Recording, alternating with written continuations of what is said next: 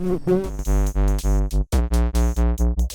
know there's a few people out there that might not agree with me on my last Galaxy A12 video, but if you go watch that, you'll see why I said don't buy it. But I figured, hey, let's give it a chance and compare it to a couple other phones to see how it stacks up. The first one up is the OnePlus Nord N100. So before we get started, let me know in the comments below which phone you're currently using. Now let's go ahead and get started.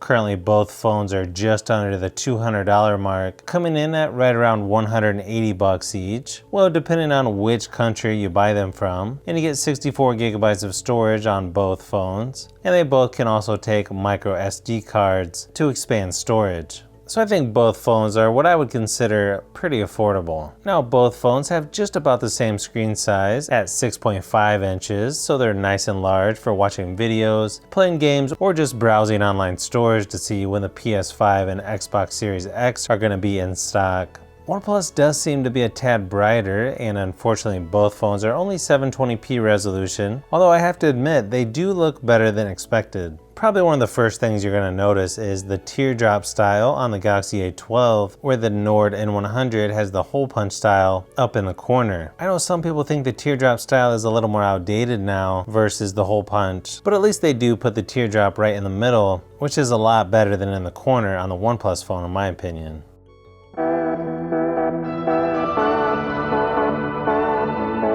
Now when it comes to cameras, the OnePlus selfie camera is going to be a lot better than on the Galaxy A12. Not only does it show a lot more detail, but just the color and contrast just looks way better than on the Galaxy A12. But when it comes to the rear cameras, they're actually pretty similar to each other. OnePlus photos look better with greater detail in low light situations, but if you have good lighting or it's a nice day outside, you're going to get decent photos from both phones. But if you want the phone with a better selfie camera and better low light photography, then yeah, you're going to want to go with the OnePlus Nord N100, especially if you're living that zoom lifestyle right now. Here's a few samples just so you can see what to expect.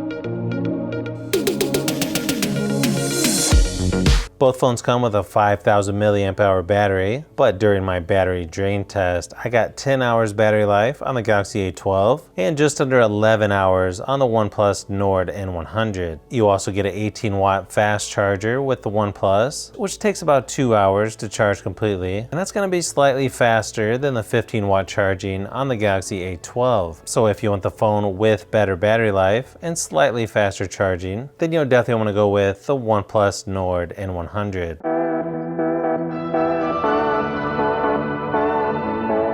Even though both phones have 4 gigabytes of RAM and pretty similar specs performance-wise, the OnePlus Nord N100 is slightly faster, as you can see here by these Geekbench scores. Now this could be different for the Galaxy A12 depending on which country you buy it from, but to me the Galaxy A12 just feels a little more sluggish when moving within the software compared to OnePlus. I know with software though, it's a really tough category to compare because it's going to come down to personal preference. For me, I tend to like OnePlus a little bit better on software, and when talking about these two specific phones, OnePlus does feel a little bit smoother, but keep in mind both of these are entry-level phones and are going to do most of your basic stuff without any problems. But if you want the phone with better performance, yeah, you gotta go with the Nord N100. So when it comes to gaming on these two phones, you're gonna get about the same frame rates and graphics settings on games like PUBG Mobile, but on the OnePlus phone, you're gonna notice games load faster, although it could come down to what type of Wi-Fi you have, because in my testing, the OnePlus phone just dominates the Galaxy A12, mainly because you only get 2.4 gigahertz on the Galaxy A12, and you get 5 gigahertz Wi-Fi speeds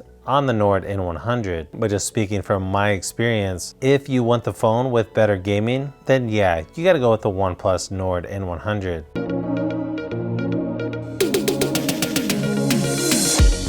Surprisingly, when it comes to the speakers on these two phones, it's not really that close. The Galaxy A12 has one bottom firing speaker, while the OnePlus Nord N100 has a bottom firing speaker plus an additional speaker up by the earpiece. And not only are the OnePlus speakers louder, they just sound way better in my opinion. Just listen to these examples and see what you think. With 6 gigabytes of RAM, the nice thing is about this tablet is it actually takes a micro SD card, unlike some other tablets out there. And it's still a great tablet for playing games, watching movies, or just browsing online. I like that Samsung keeps releasing cheaper versions of the Galaxy Tab S7 line of tablets, and I'm curious to see what they're going to release later this year. With 6 gigabytes of RAM, the nice thing is about this tablet is it actually takes a micro SD card, unlike some other tablets out there. And it's still a great tablet for playing games, watching movies, or just browsing online. I like that Samsung keeps releasing cheaper versions of the Galaxy Tab S7 line of tablets, and I'm curious to see what they're going to release later this year.